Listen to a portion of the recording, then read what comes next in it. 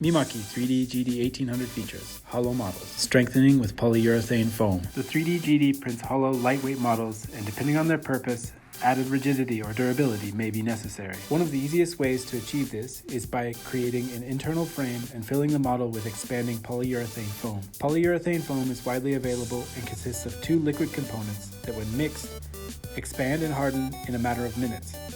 Polyurethane foam is extremely useful when constructing a cut model like this one seen here. The solution is added to individual sections, then used to strengthen connections between parts and increase the model's overall stability.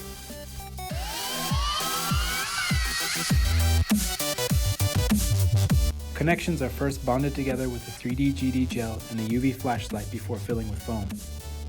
The foam can expand from 10 to 30 times its original volume, so adding small amounts is recommended. Protruding foam can be cut away or sanded off to finish.